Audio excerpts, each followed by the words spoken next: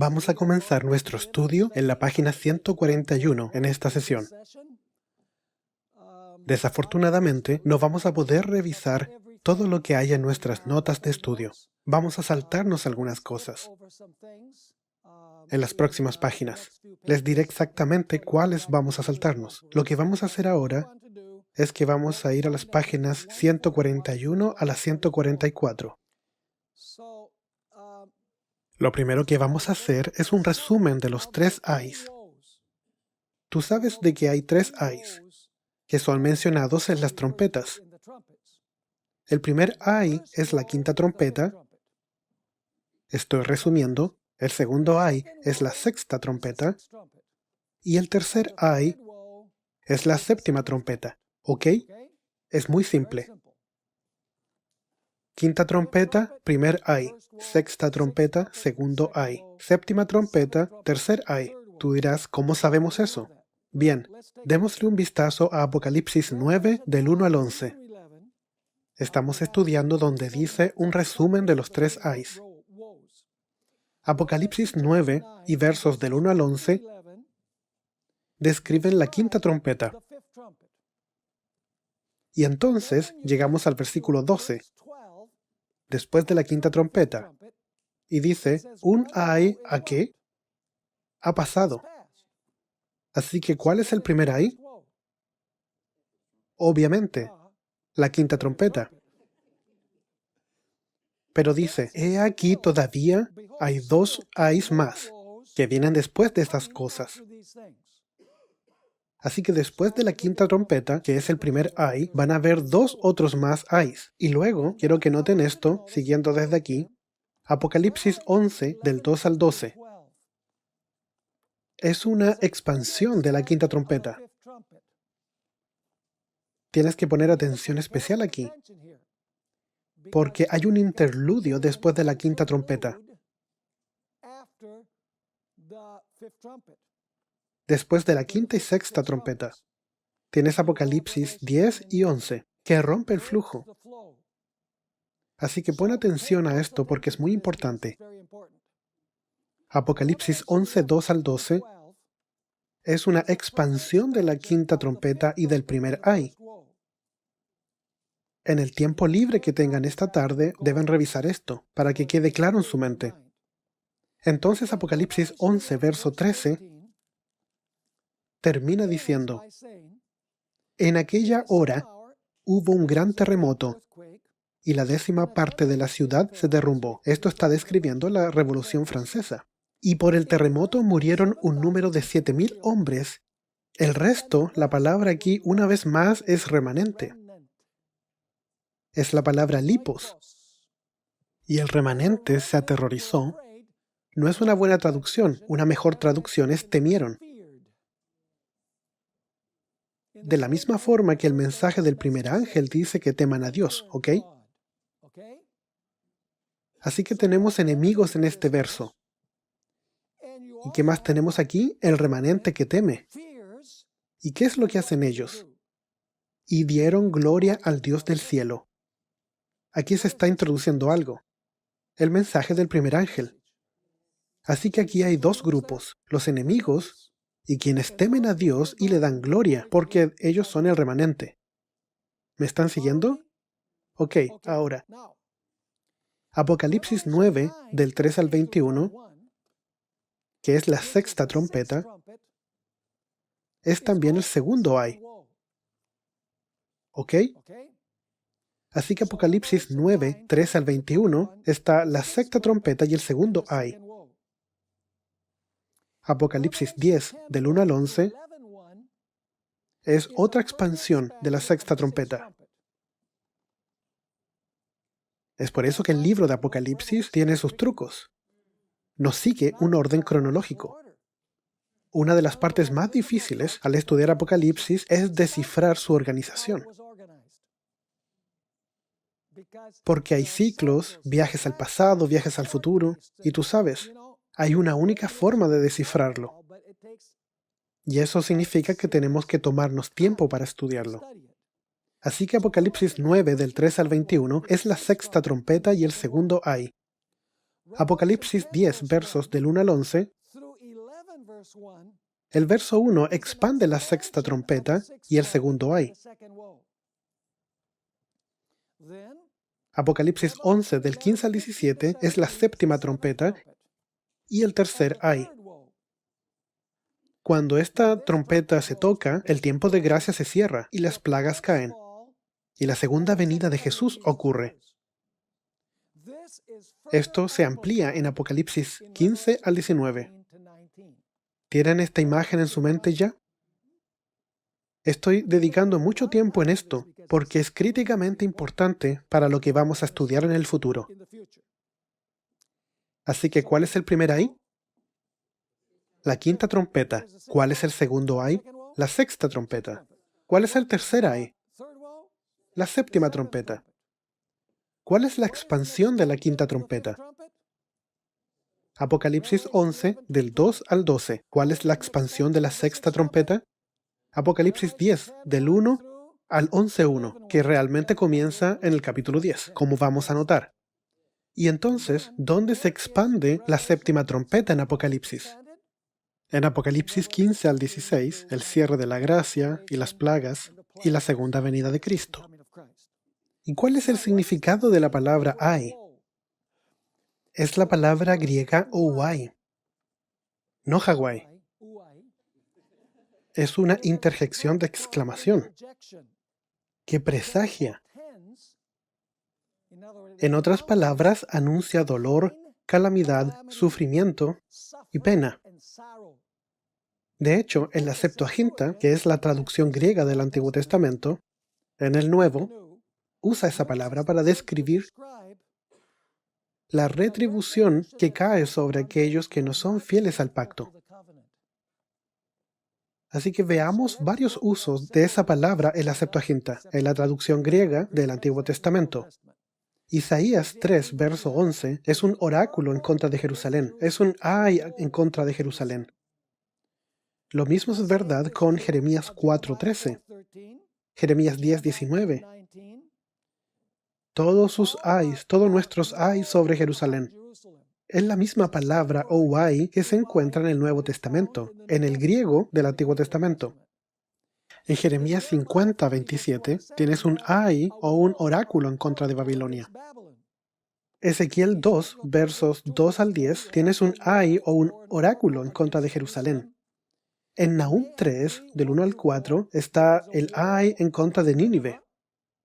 Y en Sofonías 3, del 1 al 4, tienes el ay sobre Jerusalén. Y luego encuentras una descripción de la destrucción y el caos que viene sobre ellos como resultado. Finalmente está Zacarías 11, verso 7, donde la Septuaginta dice que hay un oráculo o un ay en contra de los falsos profetas. ¿Y cómo se usa esta palabra en el Nuevo Testamento? La palabra ouai. La palabra es usada en Mateo 18, verso 7. ¡Ay, quien hace tropezar a un pequeño! Es mejor que se ate una gran roca en el cuello y sea arrojado al mar. En Mateo 23 tiene los ayes para los escribas y fariseos. ¡Ay, escribas y fariseos! Eso es lo que dice. ¿Quién los va a liberar de la ira venidera? Así que el ay es algo muy serio que va a venir. Mateo 24:19 dice, ay para aquellos que viven en la tribulación final. Mateo 26:24, ay sobre el que traiciona al Hijo del Hombre. Apocalipsis 12, verso 12, ay de los que están en la tierra, porque el dragón ha descendido con gran furia, sabiendo que le queda poco tiempo. Y por supuesto, Apocalipsis 18, verso 10 y verso 16 al 19. Ahí tienes los ay sobre Babilonia. Tú sabes, la palabra se usa en Apocalipsis 18. Ay, ay, ay. Que es el colapso del mundo económico, básicamente. Así que básicamente las últimas tres trompetas son tres ayes que significan horrendas calamidades que van a ocurrir. Ahora démosle un vistazo a la ubicación textual de los tres ayes. Vamos a revisar esto cuidadosamente. Leamos Apocalipsis 8, verso 12 y 13. El cuarto ángel tocó la trompeta, esa es la cuarta trompeta, y fue herida la tercera parte del cielo, y la tercera parte de la luna, y la tercera parte de las estrellas, para que se oscureciese la tercera parte de ellos, y no hubiese luz en la tercera parte del día, asimismo como de la noche. ¿Y qué trompeta es esta? Es la cuarta trompeta, ¿cierto? ¿Qué fue lo que estudiamos ayer? ¿Qué es lo que describe? ¿Qué periodo de la historia? El periodo del dominio de la Roma católica papal, cuando eclipsó a Cristo, eclipsó las escrituras y persiguió a las estrellas, donde no podría iluminar a las personas, en otras palabras. Y luego, inmediatamente después de la cuarta trompeta, dice en el verso 13, y miré y oí a un ángel volar por en medio del cielo, diciendo a gran voz, ¡ay, ay, ay! ¿Cuántos hay? 3. De los que moran en la tierra, a causa de los toques de trompeta que están por sonar los 3 ángeles. ¿Qué son los 3 ayes? Las trompetas quinta, sexta y séptima, ¿cierto? Un estudiante de elementaria podría entenderlo, ¿cierto?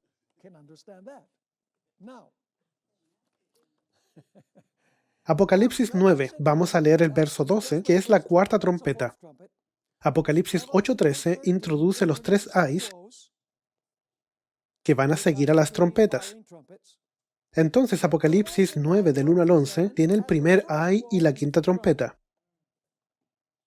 Y tú dices, ¿cómo sabemos eso? Bien, porque la Biblia lo dice así.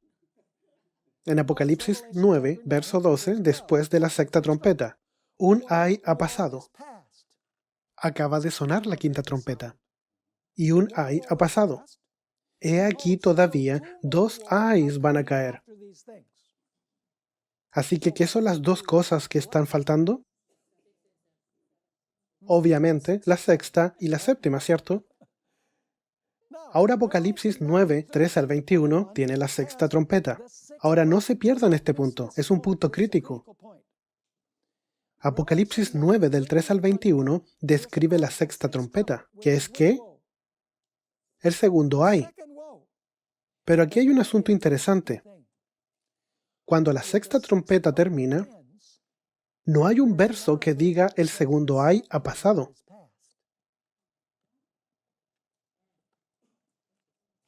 ¿Me están siguiendo?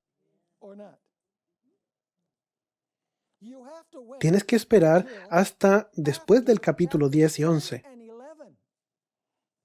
para que el segundo ay pase. ¿Qué quiere decir eso? Simplemente quiere decir que Apocalipsis 10 y 11 son parte de ¿qué? De la sexta trompeta. Hay un interludio en la sexta trompeta. ¿Me están siguiendo con esto? Vamos a encontrar en el curso de nuestro estudio que hay 2 puntos de vista en Apocalipsis 10 y 11. En Apocalipsis 10 tienes el punto de vista del remanente. En Apocalipsis 11 tienes el lado del enemigo del remanente. Vamos a volver a esto en un momento. Vamos ahora abajo en la página 142. Apocalipsis 9, 3 al 21 es una descripción de la sexta trompeta. Cuando esta trompeta concluye en el verso 21, no hay referencia de un segundo ay que haya pasado. Esto tiene que indicar que el capítulo 10 y 11, ¿qué tiene? Tiene más que decir acerca del periodo de la sexta trompeta. Así que vamos a la siguiente página. Apocalipsis 10, verso 1 al 11:13, que es el interludio, que amplificará ciertos aspectos de la cuarta y quinta trompeta.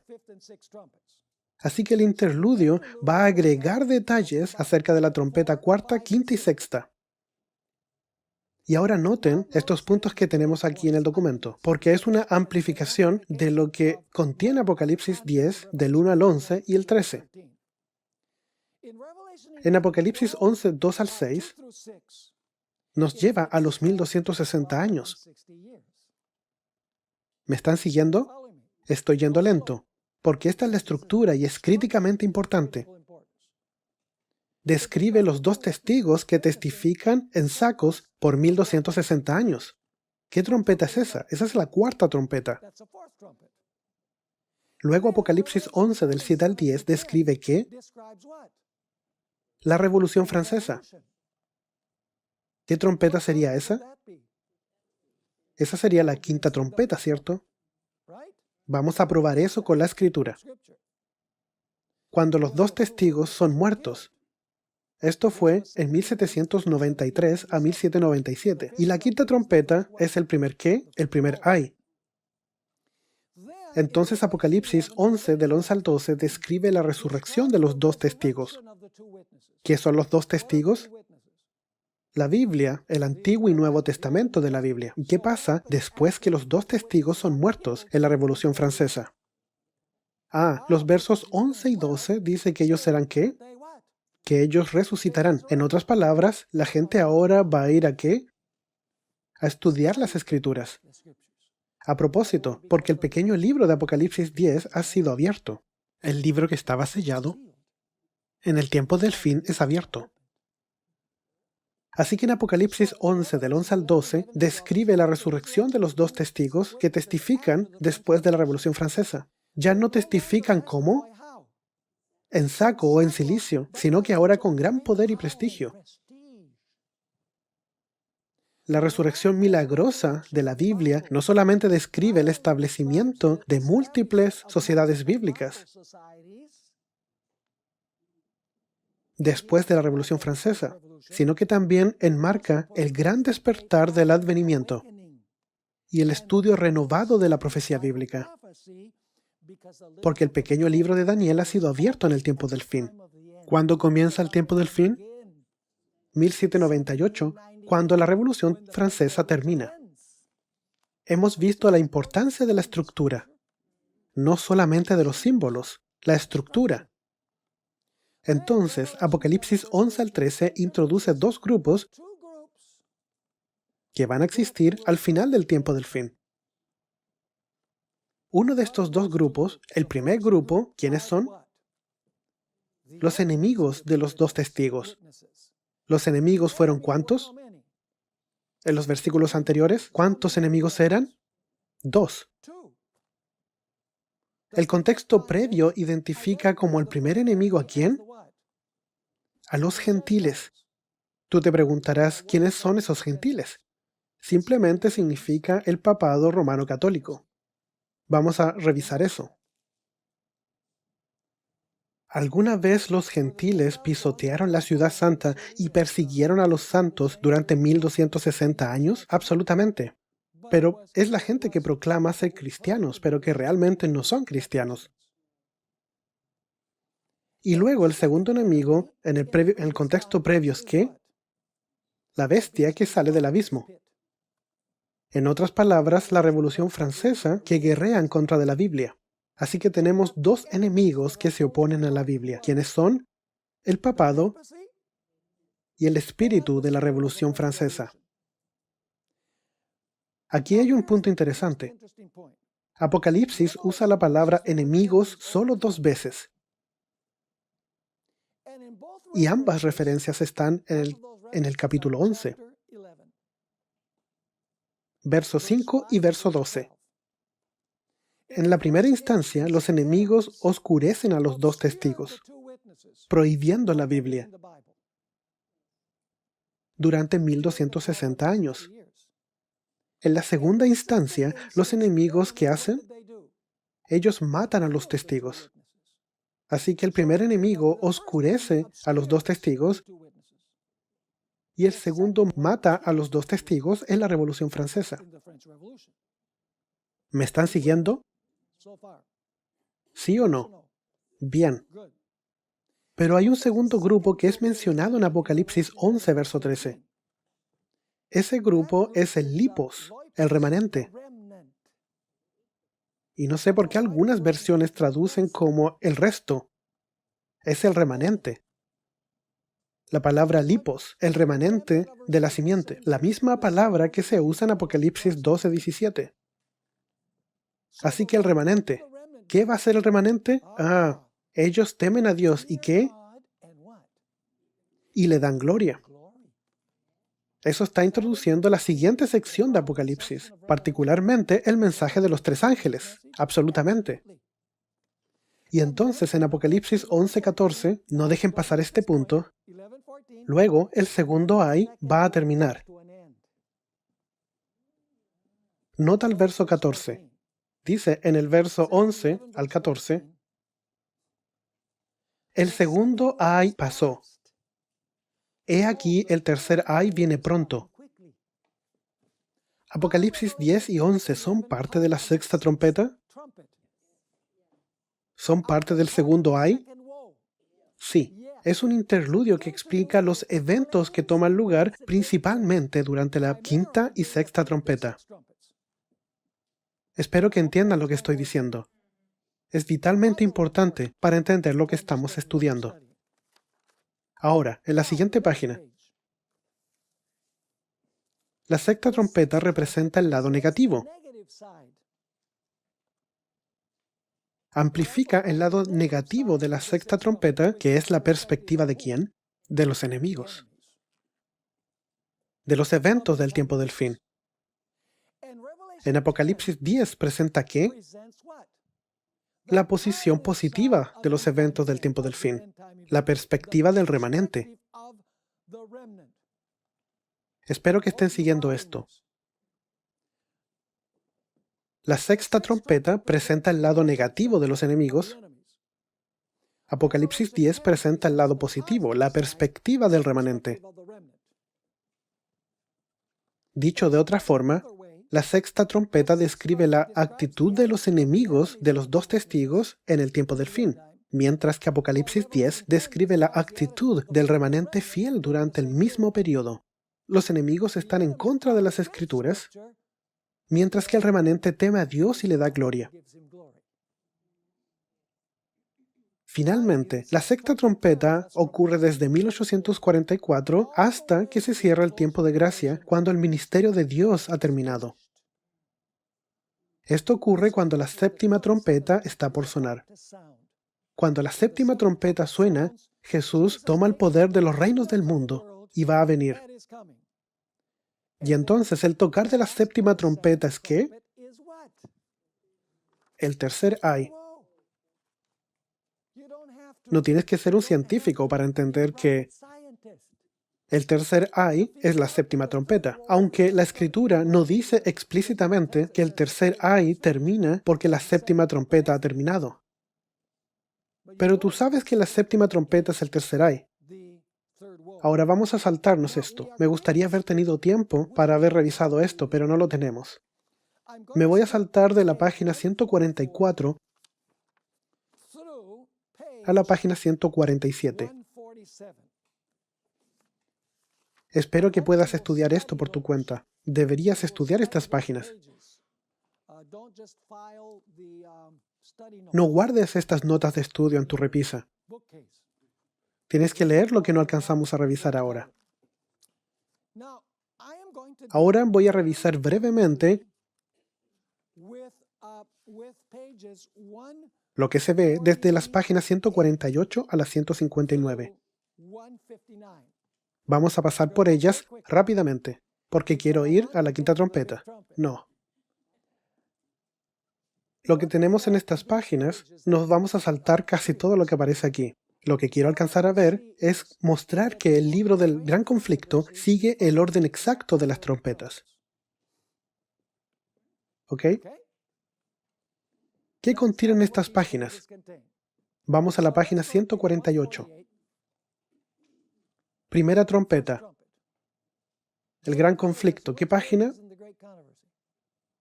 Del 17 al 38. El título del capítulo es La destrucción de Jerusalén. Interesante. La segunda trompeta, página 39 a la 49. Adivinen cuál es el título. Persecución en los primeros siglos. Está hablando de la persecución del Imperio Romano en contra de los cristianos.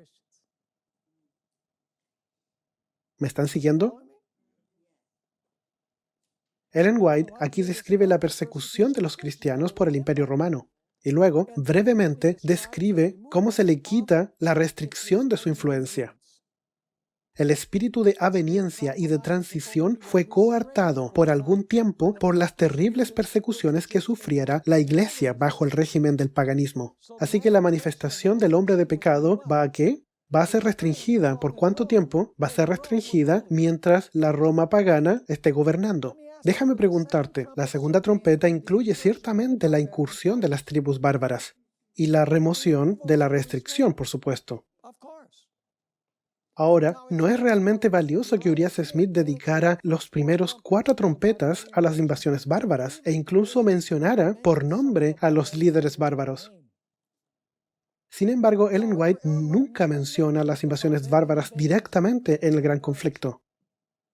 Si las invasiones fueran meritorias de las trompetas, ¿por qué ella no las menciona ni siquiera una vez directamente? Sin embargo, ella estaba consciente del quiebre del Imperio Romano. Como puedes ver en esta cita aquí, el vasto imperio de Roma se derrumbó a pedazos y de sus ruinas, eso es ahora la tercera y cuarta trompeta, ¿cierto? Y de sus ruinas surgió ese gran poder, la Iglesia Católica Romana. Esta iglesia se jacta de su infalibilidad y de su religión hereditaria. La tercera trompeta. Ellen White describe en el Gran Conflicto, página 49 a la 60, que es el título Una era de oscuridad espiritual. Interesante, ¿cierto? Bien, no podemos revisar todo este material. Luego, ella describe la cuarta trompeta. En el medio de la página 149, la cuarta trompeta, en el Gran Conflicto, página 55 a la 264. Así que tienes que ir al Gran Conflicto y leerlo por ti mismo para saber que lo que digo es verdad. Porque tú sabes, no puedo revisar todo esto porque no tenemos simplemente el tiempo. Es frustrante. Quizás necesitamos 2 semanas de ancla. Hay 2 o 3 que les gustaría eso. Así que Ellen White hace un comentario aquí. La apostasía bajo la tercera trompeta se intensifica durante la Edad Oscura. Bajo la cuarta trompeta, tú recordarás que el Sol, la Luna y las estrellas experimentaron un eclipsado parcial. Como ya notamos, el Sol representa a Jesús, la Luna representa la Biblia y las estrellas simbolizan al pueblo de Dios. Nota lo que Ellen White dice en la página 55. El advenimiento de la Iglesia romana al poder marcó el principio ¿de qué?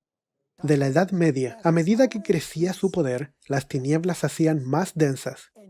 Si lees las páginas 55 a la 264, busca las palabras luz y oscuridad.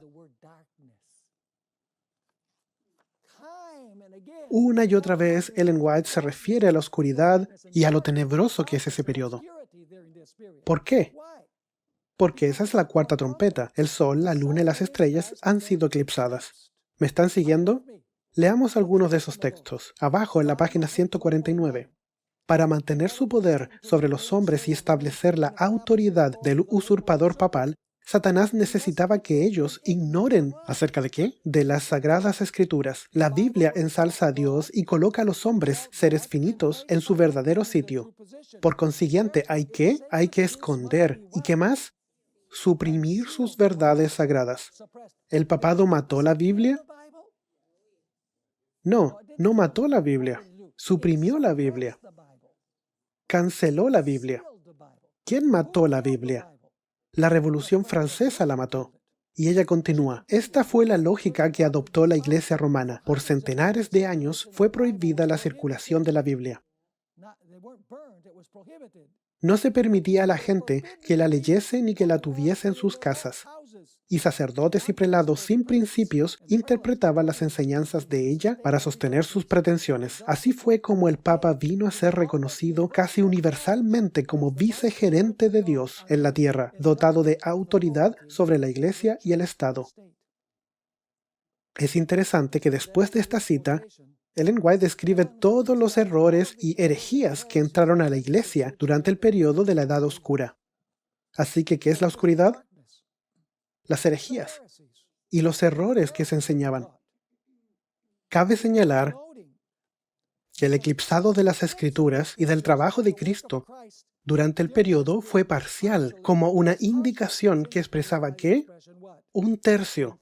Leamos algunas de esas declaraciones que Ellen White se refiere a que la luz era oscurecida. Veámoslo en los siguientes pasajes.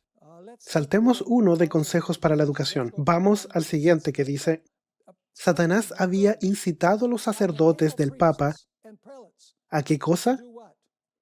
Que sepultaran la palabra de verdad bajo los escombros del error, la herejía y la superstición. Pero ella conservó, de un modo maravilloso, su pureza a través de todas las edades tenebrosas. El gran conflicto, página 72. A medida que la luz iluminaba su entendimiento y alegraba sus corazones, eso es de la audiencia, deseaban con ansia ver derramarse sus rayos sobre aquellos que se hallaban en la oscuridad del error papal. ¿Ven? Porque los cuerpos celestiales habían sido, ¿qué? Eclipsados. El gran conflicto 61. Aunque sumida la tierra en tinieblas durante el largo periodo de la supremacía papal, la luz de la verdad, ahora viene la idea de un tercio, la luz de la verdad no pudo apagarse por completo. Solo que fue parcialmente extinguida. En todas las edades hubo testigos de Dios, hombres que conservaron su fe en Cristo como único mediador entre Dios y los hombres, que reconocían la Biblia como única regla de su vida y santificaban el verdadero día de reposo. Vamos a la siguiente cita. Gran conflicto, páginas 65 y 66. Tras los elevados baluartes de sus montañas, refugio de los perseguidos y oprimidos en todas las edades, hallaron los valdenses seguro escondite. Allí se mantuvo encendida la luz de la verdad en medio de la oscuridad de la Edad Media. Allí los testigos de la verdad conservaron por 1000 años la antigua fe. ¿Fue entonces el sol y la luna totalmente eclipsados? ¿Fue el testimonio de las estrellas, el pueblo de Dios, totalmente eclipsado? No. La siguiente declaración. En las escuelas a donde iban no debían intimar con nadie. Su ropa estaba confeccionada de tal modo que podía muy bien ocultar el mayor de sus tesoros, los preciosos manuscritos de las Sagradas Escrituras. ¿Ven? Las Escrituras daban su testimonio, pero lo hacían en saco, en oscuridad. Vamos abajo al texto de El Gran Conflicto, páginas 73 y 74, particularmente a las porciones destacadas. De este modo, la luz de la verdad penetraba en muchas ¿qué? Mentes oscurecidas, disipando las nubes de tristeza, hasta que el sol de justicia brillaba en el corazón, impartiendo salud con sus rayos. Vamos a la siguiente página. Hablemos de John Wycliffe. Noten el tema de la luz y la oscuridad de nuevo. Salvo entre los valdenses, la palabra de Dios había quedado ¿qué? No es asesinada, no se ha matado a los dos testigos. Encerrada, suprimida, cancelada, oculta. Con excepción de los valdenses, la palabra de Dios estuvo limitada a idiomas conocidos solo por los educados. Pero llegó el tiempo en que las Sagradas Escrituras iban a ser traducidas y entregadas a gentes de diversas tierras en su propio idioma. Ella está hablando de cómo la Reforma Protestante se levanta. Había ya pasado la oscura medianoche para el mundo. A propósito, ¿está aún oscuro después de la medianoche? Pero la medianoche es la hora más oscura. Ahora, el proceso de la reforma de la luz está comenzando aquí. La luz va a aparecer pronto. Había ya pasado la oscura medianoche para el mundo. Fenecían las horas de tinieblas. Y en muchas partes aparecían señales del alba que estaba por rayar. ¿Por qué? Porque ahora las Escrituras van a arrojar toda su luz. El siguiente capítulo, sobre Hus y Jerónimo, nota una vez más la idea de luz y tinieblas. ¿Están entendiendo la cuarta trompeta a la luz de esto? Ellen White está comentando acerca de la cuarta trompeta aquí. Si bien es verdad que Dios se dignó iluminar a estos sus siervos, derramando sobre ellos raudales de luz que les revelaron muchos de los errores de Roma, también lo es que ellos no recibieron ¿qué? Toda la luz que debía ser comunicada al mundo. Por medio de estos hombres, Dios sacaba a sus hijos ¿de dónde? de las tinieblas del romanismo, pero tenían que arrostrar muchos y muy grandes obstáculos. Y él les conducía por la mano, paso a paso, según lo permitían las fuerzas de ellos. No estaban preparados para recibir de pronto, ¿qué? La luz en su plenitud. Ella los habría hecho retroceder, como habrían retrocedido con la vista herida los que estaban acostumbrados a ¿qué? A la oscuridad. Recibieran la luz del mediodía. Y luego Ellen White habla de Martín Lutero, que son todas las siguientes páginas del gran conflicto que hablan de la cuarta trompeta. Ella habla de eso en la página 55 a la 264. Todo esto es de esas páginas. Nota qué va a decir ella acerca de Martín Lutero, abajo en la página 152. El más distinguido de todos los que fueron llamados a guiar a la iglesia de ¿qué? Las tinieblas del papado ¿a qué? La luz de una fe más pura fue Martín Lutero, celoso, ardiente y abnegado, sin más temor que el temor de Dios y sin reconocer otro fundamento de la fe religiosa que el de ¿qué? Las Sagradas Escrituras. Fue Lutero el hombre de su época. Por su medio realizó Dios una gran obra para reformar a la iglesia e iluminar al mundo. ¿Están viendo este punto? Van a encontrar muchas otras referencias. Esto es solo una muestra de los pasajes que tratan sobre la luz y la oscuridad. Y luego, interesantemente, después de describir el periodo de oscuridad, la luz está por brillar en la Reforma Protestante. ¿Cuál creen ustedes que es el siguiente capítulo? La Revolución Francesa. ¿Qué trompeta debería ser esa? La trompeta número 5. Y lo vamos a ver más claramente a medida que avanzamos. Así que el siguiente punto es la Revolución Francesa, el cual es la quinta trompeta y el primer ay. Así que escuchen esto. La sexta trompeta y el segundo ay está descrito en las páginas 299 a las 612. Porque notarás en el libro de Apocalipsis que la quinta y sexta trompeta son las más largas. Así que Ellen White también los hace muy largos.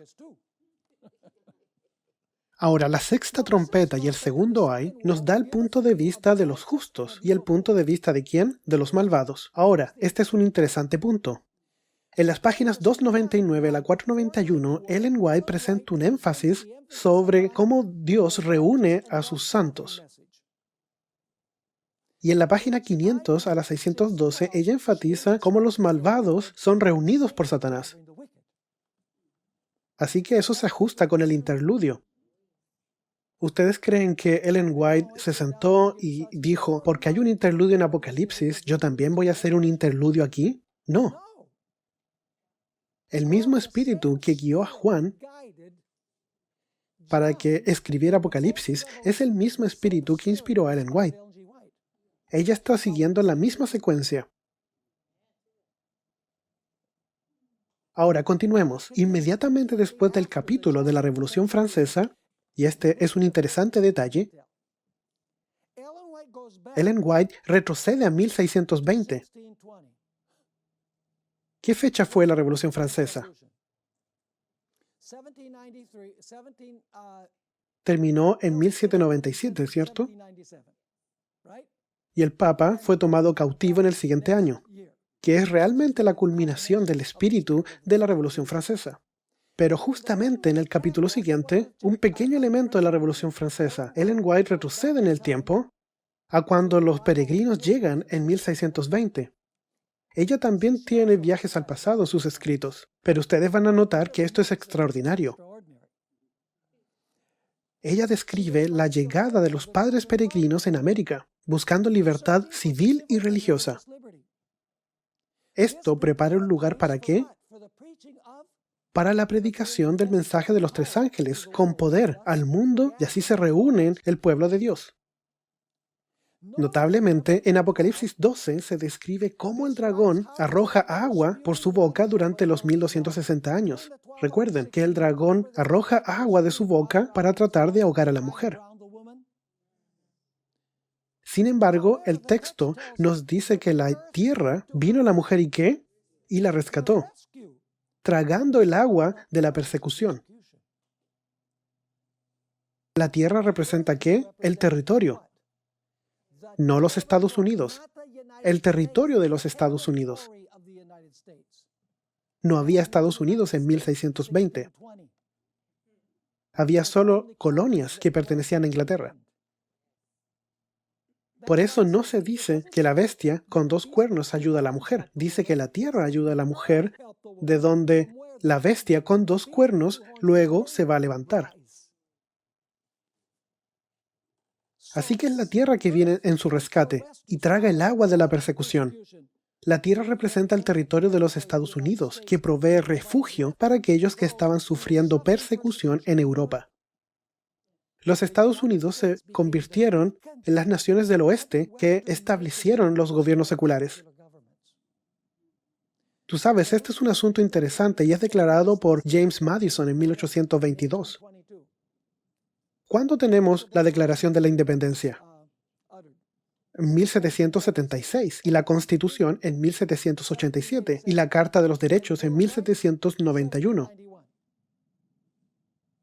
Así que en 1822, el experimento ya ha tenido varios años. Y aquí es donde James Madison dice, estamos enseñando al mundo. ¿Qué le están enseñando? ¿Qué es lo que está enseñando Estados Unidos? Nosotros estamos enseñando las cosas correctas ahora, pero pronto Estados Unidos va a enseñar las cosas incorrectas, porque al principio hay 2 cuernos como cordero, pero luego va a hablar como dragón. A propósito, no habla como dragón mientras tiene 2 cuernos. Este es el caso, una vez más, donde tenemos versos introductorios que tienen un comienzo y un fin. Cuando levanta la cabeza con 2 cuernos como un cordero, pero al final termina hablando como dragón.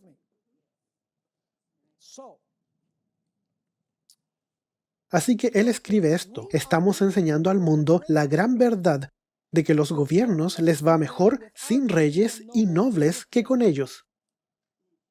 Así que, en otras palabras, está diciendo que ellos enseñan al mundo que deberían establecer un gobierno republicano, no el Partido Republicano.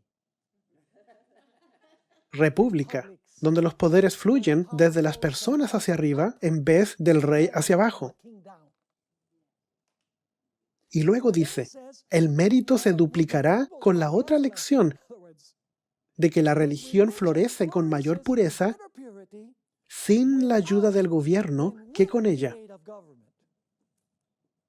Eso es república y protestantismo. Separación de la iglesia y el Estado. Libertad civil y religiosa. Siguiente página. Esto es destacable. Esta es otra indicación de que Ellen White tenía el mismo espíritu que inspiró el libro de Apocalipsis. Es destacable como ambos, Apocalipsis 12 y Ellen White, describen los 1260 años, la Revolución Francesa, y luego vuelven atrás en el tiempo para describir la llegada de los peregrinos. Y tú preguntarás, ¿cómo es eso? Bien, Apocalipsis 12 dice que la mujer huye al desierto. ¿Por cuánto tiempo? 1260 años. Pero luego dice que la tierra ayudó a la mujer. ¿Eso tomó lugar antes que los 1260 años terminaran? Sí. El territorio de Estados Unidos proveyó refugio para aquellos que eran perseguidos. Así en Apocalipsis 12 se habla acerca de que el dragón persigue a la iglesia por 1260 años. Pero luego, cuando dice que la tierra ayuda a la mujer, retrocede en el tiempo a la época de los peregrinos viniendo a Estados Unidos para obtener refugio. Y es eso lo que Ellen White dice. Después de describir la Revolución Francesa, ¿qué es lo que hace ella? Los 1260 años de la Revolución Francesa, ella vuelve atrás y habla acerca de la llegada de los peregrinos. Impresionante. Suerte de principiante. No. En los siguientes capítulos, Ellen White escribe acerca del gran despertar de la Segunda Venida, después de 1798, el movimiento milerita, el gran chasco. El templo celestial se abre para iniciar el juicio. Déjenme preguntarles, ¿cuál es el foco aquí? ¿Los enemigos o el remanente? El remanente. En los siguientes capítulos describe la resurrección de los dos testigos y de que se abre el pequeño libro de Daniel en Apocalipsis 10. Ese es el lado positivo de la sexta trompeta. Dios reúne sus fuerzas con 3 mensajes angelicales para reunir a su remanente a su lado. Nota el título de los capítulos: Los heraldos de la mañana. Eso es sobre las señales del sol, la luna y las estrellas que anuncian el inicio del mensaje del juicio. Un reformador americano. Ese es el capítulo de William Miller. Luz a través de la oscuridad. Los discípulos no entienden las profecías concernientes a la primera venida y establece las condiciones para que no se entienda la profecía de los 2300 días. El gran despertar religioso. Ella está describiendo ahí a Joseph Wolf, a los ministros anglicanos, Emmanuel Lacunza, Johann Albrecht Bengel, François Samuel Robert Louis Gosselin, niños predicadores, y a Guillermo Miller, predicando el mensaje de la hora del juicio. De eso se trata todo Apocalipsis 10. Ellos tienen un mensaje de advertencia que es rechazado. Esa es la proclamación del mensaje del segundo ángel. El protestantismo ha caído y llama a la gente a salir. Profecías cumplidas. Describe una serie de profecías que apuntan al despertar del advenimiento de Cristo. ¿Qué es el santuario? Introduce la idea del juicio investigador. En el Santísimo, que habla del ministerio de Cristo en el lugar santísimo. La inmutable ley de Dios. El remanente entiende la importancia de la ley cuando el lugar santo se abre. Un trabajo de reforma que habla de la necesidad de restaurar el sábado al lugar que le corresponde. Luego, reavivamientos modernos, que enseña a distinguir entre los reavivamientos genuinos y los falsos. Y finalmente el capítulo que describe el juicio investigador. ¿Cuál es el centro o foco de todos estos capítulos? Es lo que pasa en Apocalipsis 10. Donde se abre el pequeño libro. El comienzo del juicio investigador, la limpieza del santuario, la medida del templo. Así, en el contexto de la sexta trompeta, ella está describiendo lo que está en Apocalipsis 10, que es lo que se enfoca en los justos. Pero ahora viene un asunto impresionante. Nosotros también podemos revisar esto en la página 156. También podemos hacer un fuerte argumento que siguiendo los capítulos del gran conflicto, todos describen el periodo de la sexta trompeta. La sexta trompeta aquí está describiendo el punto de vista de los malos, que se introduce en Apocalipsis 9, del 3 al 21. ¿Cuáles son los títulos de esos capítulos? El origen del mal, enemistad entre el hombre y Satanás, las agencias de los espíritus malos, las acechanzas de Satanás, el primer gran chasco. ¿Pueden los muertos hablarnos? ¿Cuál es el foco aquí? El foco aquí es cómo Satanás va a reunir ¿a quién? A los impíos. ¿Pueden los muertos hablarnos? El conflicto inminente, las escrituras como salvaguardia, la advertencia final. El foco es cómo Satanás reúne a los malvados de su lado para el conflicto final entre el bien y el mal, entre los justos y los injustos. Con respecto a la reunión de los justos y de los malos, en Apocalipsis 10, Ellen White escribe lo siguiente. Leamos el comentario bíblico, tomo 7, página 971. El ángel poderoso que instruyó a Juan era nada menos que Cristo. Cuando coloca su pie derecho en el mar y su pie izquierdo sobre la tierra seca, muestra la parte que desempeña en las escenas finales del gran conflicto con Satanás. Esta posición denota su supremo poder y autoridad sobre toda la tierra. El conflicto se ha intensificado y agudizado de una época a otra y seguirá intensificándose hasta las escenas finales, cuando la obra magistral de los poderes de las tinieblas llegará al máximo. Satanás, ¿junto con qué? Con los hombres impíos. Engañará a todo el mundo y a las iglesias que no reciban el amor de la verdad. Pero el ángel poderoso exige atención. Clama en alta voz. Debe mostrar el poder y la autoridad de su voz a aquellos que se han unido con Satanás para oponerse a la verdad. Así que el ángel poderoso de Apocalipsis 10 va a llamar a los que están del lado de Satanás a que salgan. Y por otro lado, Satanás y los enemigos van a estar trabajando para reunir gente del lado de Satanás. Así que esta es la perspectiva del interludio que encontramos en Apocalipsis 10 y Apocalipsis 11. Y luego vamos a la página 159. Luego Ellen White describe la séptima trompeta. ¿Cuándo el misterio de Dios va a terminar? ¿Justo antes de qué? De que el séptimo ángel toque su trompeta. ¿Cómo termina el ministerio de Dios? El cierre de la gracia. El misterio de Dios es la predicación del Evangelio. Vamos a ver eso cuando estudiemos sobre el librito. Así que el ministerio de Dios es la predicación del Evangelio. ¿Cuál es el término del misterio de Dios? Es finalizar la predicación del Evangelio.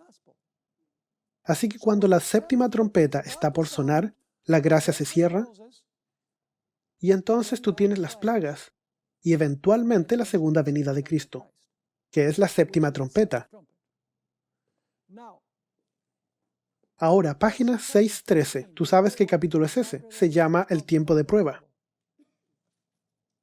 ¿Y tú sabes con qué verso comienza Ellen White ese capítulo?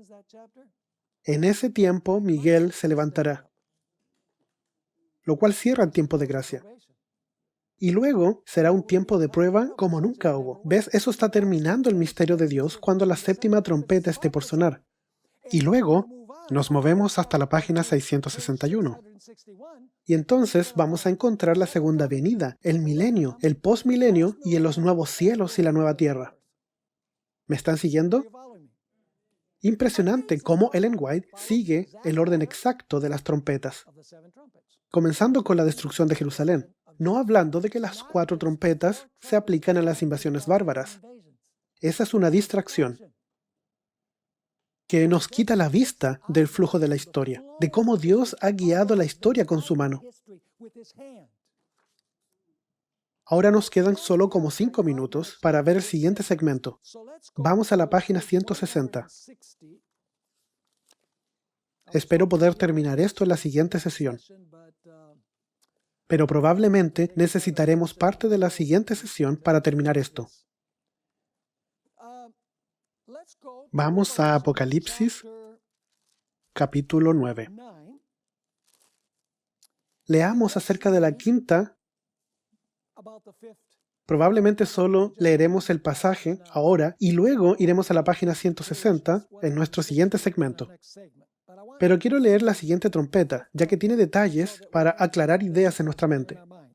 Dice en el verso 1, el quinto ángel tocó la trompeta y vi una estrella que cayó del cielo a la tierra. Nota, él no ve una estrella cayendo del cielo a la tierra. De hecho, vamos a notar que realmente dice que cayó del cielo a la tierra antes de la quinta trompeta. Así que cae antes de la quinta trompeta. Continuemos. El quinto ángel tocó la trompeta y vi una estrella que cayó del cielo a la tierra, y se le dio la llave del pozo del abismo. ¿Y qué va a hacer esto? Va a abrir el abismo, y el infierno se va a liberar con fuerza. Verso 2. Y abrió el pozo del abismo, y subió humo del pozo como humo de gran horno. ¿Y qué pasó? Se oscureció el sol y el aire por el humo del pozo.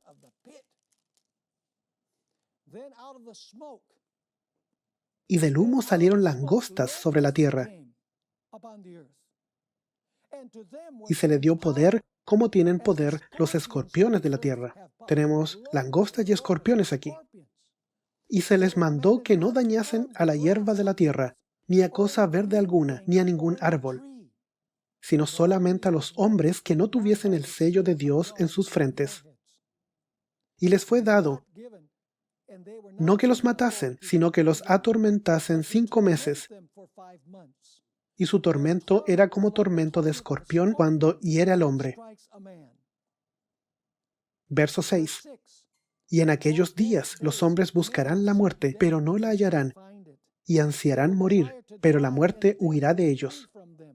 Así que ese será un tiempo de gran angustia, ¿cierto? De gran ansiedad. Verso 7.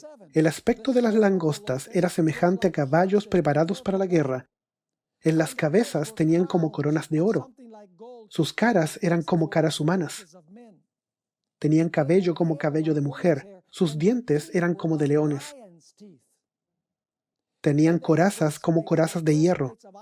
Y a propósito, van a salir del infierno, porque continúa diciendo, el ruido de sus alas era como el estruendo de muchos carros de caballos corriendo a la batalla. Tenían colas como de escorpiones y también aguijones. Y en sus colas tenían poder para dañar a los hombres durante 5 meses. Y tienen por rey sobre ellos al ángel del abismo. Así que ellos tienen un general, ¿cierto? ¿Quién es el general? El ángel del abismo, cuyo nombre en hebreo es Abadón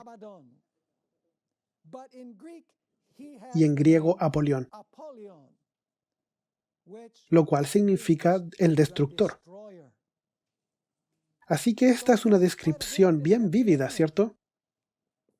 Vamos a encontrar en nuestro próximo segmento que esto está describiendo una nueva manifestación del poder satánico desde el abismo en la Revolución Francesa. Tú dirás, ¿cómo sabemos eso?